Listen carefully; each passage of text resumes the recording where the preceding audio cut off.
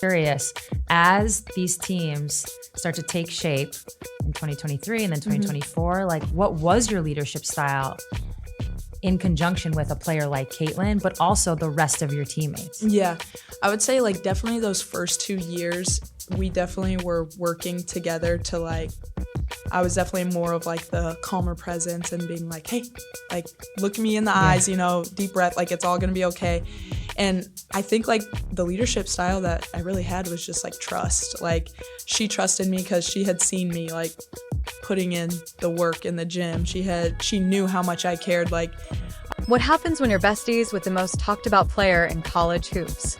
Kate Martin knows, and she's not holding back.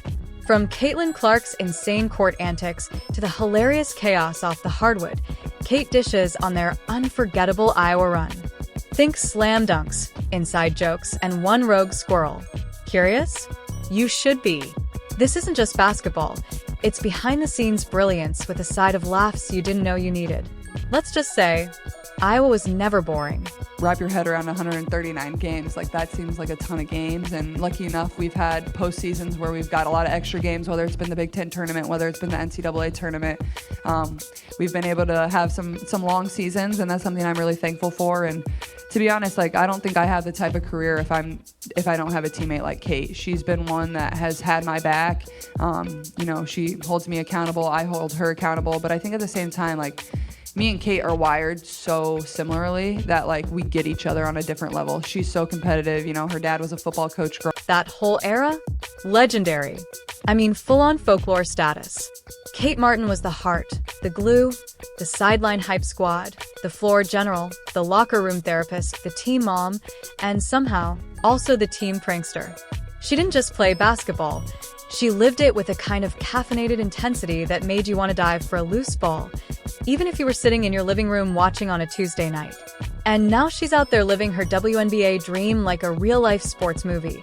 Except she's the director, the star, the cinematographer, and probably made the soundtrack too. Let's not kid ourselves. Kate wasn't just a leader on that Iowa team.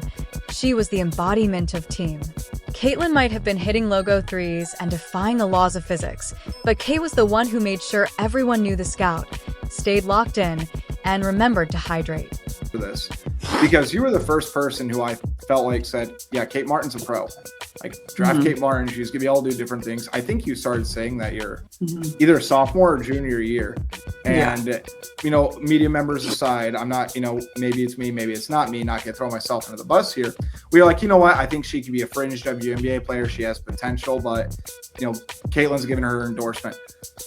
If there's one thing I've learned about you in covering you for 4 or 5 years or whatever, how long it's been, when you talk ball, you genuinely talk basketball. Like, there's no personal relationship attached. So I guess, how do you feel about Kate doing really well and unrivaled so far? And now she's getting a chance at the Valkyrie to really make a statement next year too. Every time Iowa needed a stop, a spark, or a sarcastic remark to break the tension, Kate Martin delivered.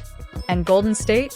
Oh, you mean the literal House of Splash, the place where basketball IQ is as valuable as a 40-inch vertical. Could there be a more poetic landing spot for a player who's all hustle, brains, and hustle again? She fits right in, cutting through defenses like a hot knife through defensive miscommunications, hitting corner threes like they personally offended her, and setting screens like she's being paid per bruise. So Caitlin Clark revealed her squad goals, sort of. This is a play on words, a pun, if you will, just having a little fun with Caitlin Clark's latest interview. She did an appearance with, I believe his name pronunciation is David Eichel of Swarmcast 24/7 Sports. I will link the full piece in the description. The Warriors may have the glitz, but Kate brings that Midwestern grit, that corn-fed tenacity that screams, I boxed out for 14 years before I ever took a shot. And that whole draft night arc?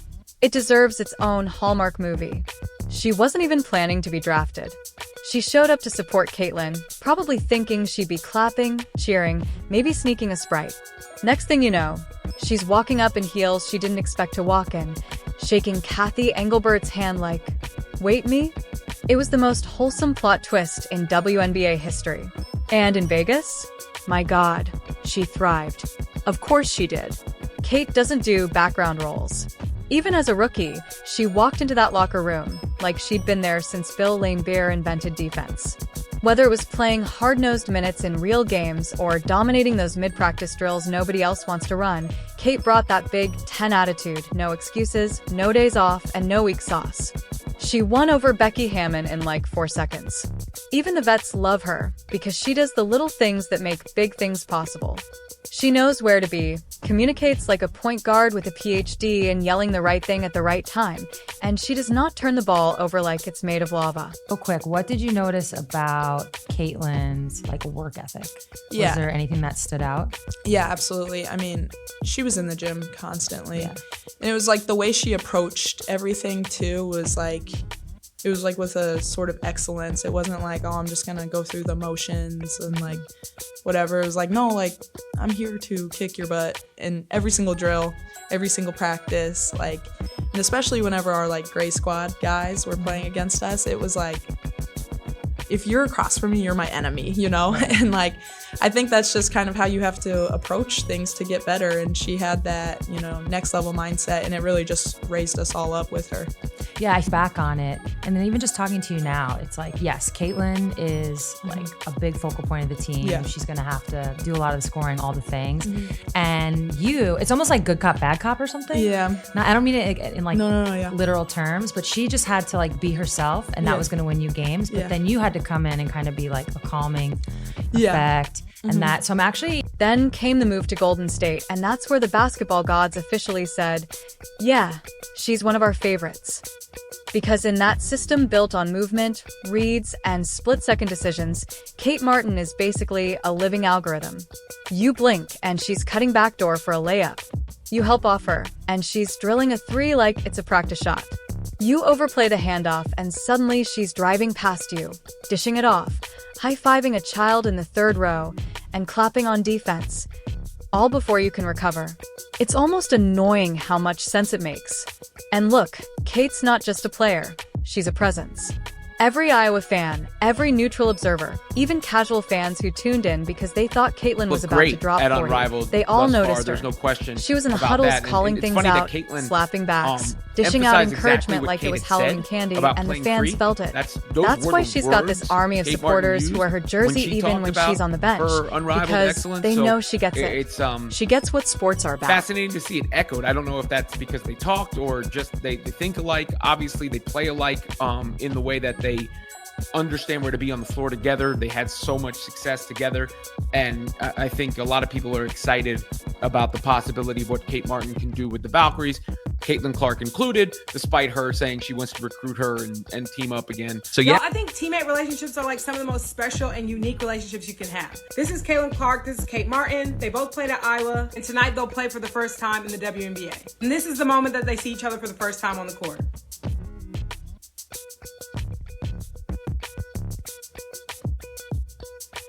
Like I said, the teammate relationship is already so special, but you can just imagine in Caitlin Clark's position, where she has already admitted it's quite isolating being this popular at this point, so much so that she doesn't really go out very much. Not to mention there's been so much criticism online, not by the players, but simply the territory that comes with being a popular woman in the women's Golden State, and that's where the basketball gods officially said, yeah, she's one of our favorites.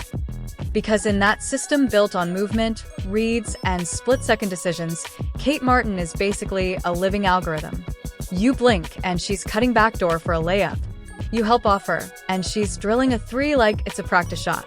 You overplay the handoff, and suddenly she's driving past you, dishing it off, high-fiving a child in the third row, and clapping on defense, all before you can recover. It's almost annoying how much sense it makes. And look, Kate's not just a player, she's a presence. Every Iowa fan, every neutral observer, even casual fans who tuned in because they thought Caitlin was about to drop 40, they all noticed her.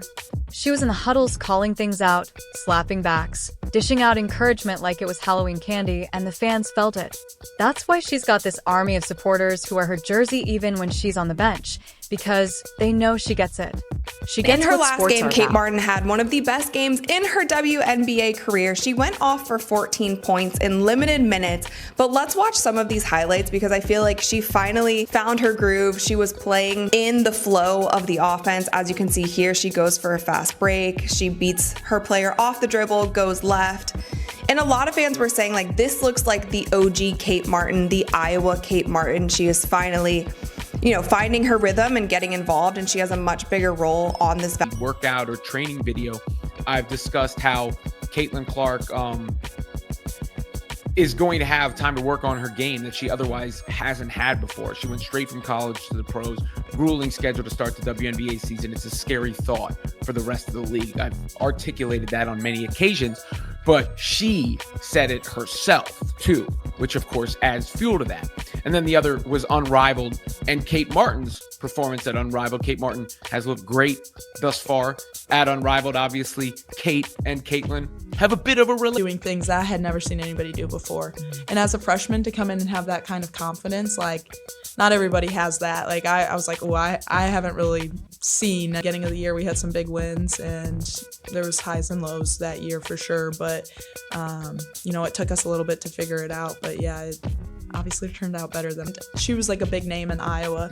So I had heard about her. I wasn't from Iowa, so I didn't know as much in that like all Iowa attack, like AAU program, whatever, but it's like a big thing in Iowa. And so I had heard about this Caitlin Clark, and I was like watching videos of her just like having like 40 points, like averaging 1 million in high school. And every neutral observer, even casual fans who tuned in because they thought Caitlin was about to drop 40, they all noticed her. She was in the huddles calling things out, slapping backs, dishing out encouragement like it was Halloween candy, and the fans felt it. That's why she's got this army of supporters who wear her jersey even when she's on the bench, because they know she gets it. She gets what sports are about. Broke in a status called rich, a status called poor with a financial itch. And entitled players identify with all except one. They buy wieners at the concession stand but can't afford the bun. The entitlement is real. The entitlement in the WNBA is real. Now imagine my surprise when I find out that the latest complaint from overpaid players in the She's still the same Kate who set screens like a linebacker and called out backdoor cutters before they even moved. Still the same Kate who hit free throws under pressure like she was microwaving popcorn. Still the same Kate who high-fived teammates like it was an Olympic event and made even the most chaotic possessions end with a decent look. But now, she's doing it with new colors, new fans, and new dreams to chase. So, yeah, Caitlin may have dropped 41 and melted every bracket from here to Mars, but Kate Martin helped build that run. She stabilized it. She fueled it. She brought the intangible excellence that makes legends possible. And now she's bringing that same fire, that same joy, and that same everything to the Valkyries. May the rest of the league prepare accordingly. Like and subscribe to my channel for more videos.